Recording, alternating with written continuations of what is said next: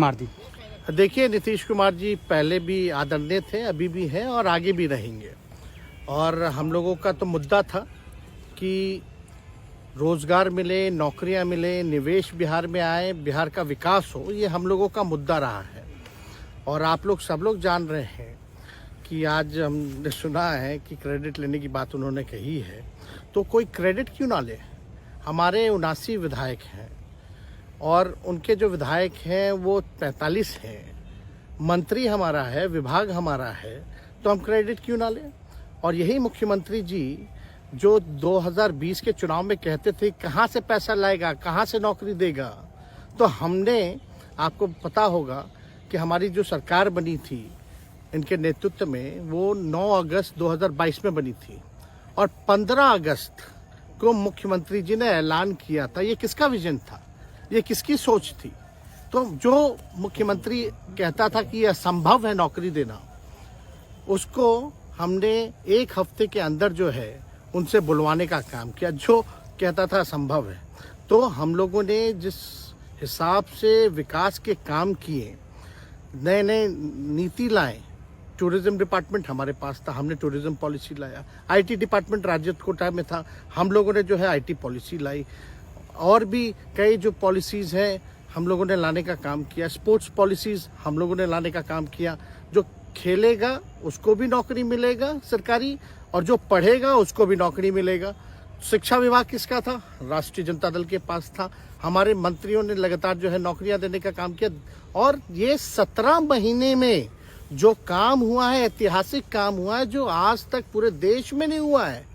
और ये भाजपा और नीतीश जी की तो सरकार 17 साल भी रहे, तो 17 साल बनाम 17 महीने जो काम हुआ, एक विभाग ने वर्ल्ड रिकॉर्ड बनाने का काम किया। एक विभाग ने एक दिन जो है 70 दिनों के अंदर जो है 2 लाख से भी ऊपर जो है हम लोगों ने नियुक्तियां पत्र वितरण करने का काम किया। ये ऐतिहासिक काम है, किसी भी राज्य में नहीं हुआ। और अब तक हम लोगों की सरकार ने लगभग जो है, जो गवर्नर ने भी जो स्पीच दिया अभी 26 जनवरी को, तो 3.5 लाख से ऊपर की बात कही उन्होंने, नौकरियां दिया। तो किसके राज्य में हुआ, किसका विजन था। तो कहीं ना कहीं से जो लोग कहते थे कि इनके लोग काम नहीं करते थे, हम लोगों ने तो इतना इनसे करवाया जिनका कोई विजन नहीं था, जो थक गए थे, थके हुए मुख्यमंत्री थे, उनको हम लोगों ने इतना काम करवाया। तो इतना काम तो हुआ ही है सारा।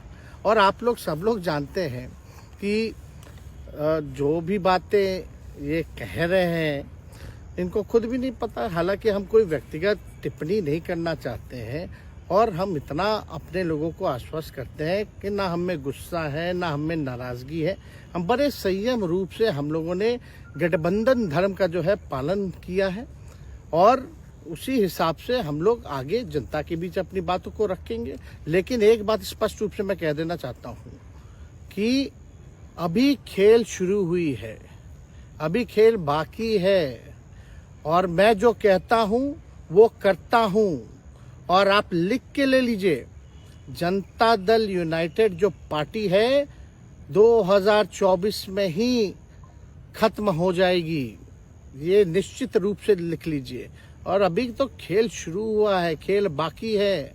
अभी इन लोग जो भी करें, लेकिन मेरा स्पष्ट रूप से मानना है कि जनता हमारे साथ है और हमारा साथ देगी। और हम तो भाजपा के लोगों को भी धन्यवाद देते हैं, शुभकामनाएं देते हैं। चलो, जनता दल यूनाइटेड को अपने साथ लिया।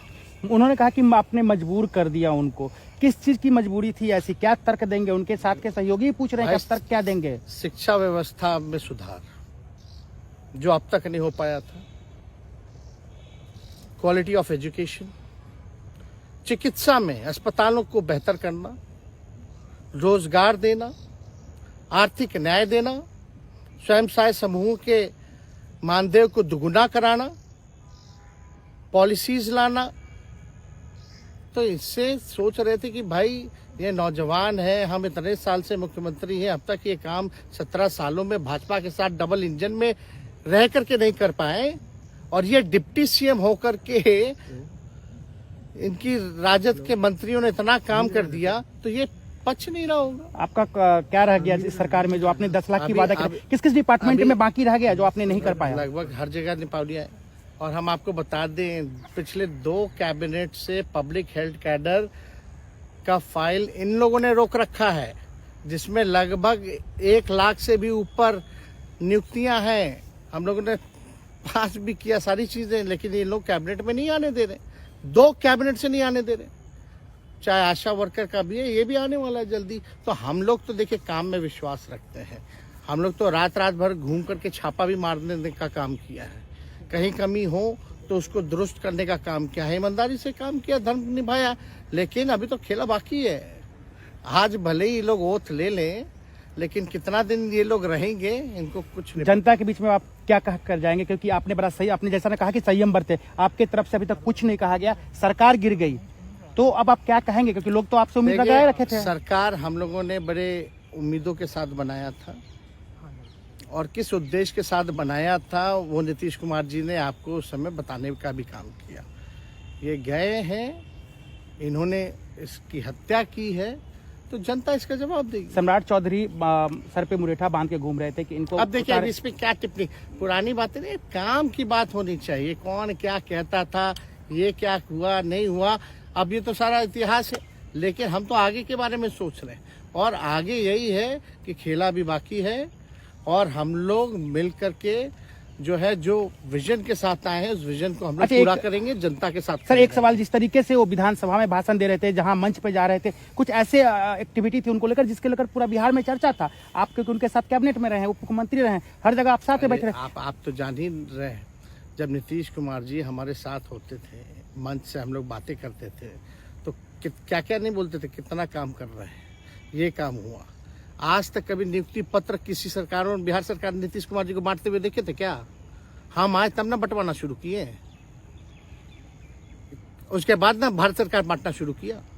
कोई ये सब भूलता है कोई? बीजेपी को क्या कहेंगे? बीजेपी ने कहा शुभकामना है बीजेपी के लोगों को, बीजेपी के लोगों को शुभकामना। इससे ज्यादा भी हम, इंडिया गठबंधन आपका टूक खत्म हो गई एक तरह से। अरे इंडिया गठबंधन मजबूत है, ठीक है, जो होता है अच्छे के लिए होता है। उन्होंने कहा था कि हम मर जाएंगे, दोबारा बीजेपी के साथ नहीं जाएंगे, लेकिन एक बार फिर से वो पलटी मार दिए। पूरा देश पूछ रहा है। इस पे क्या बोलना, ज्यादा हमको नहीं कहना, इसमें जवाब जनता देगी।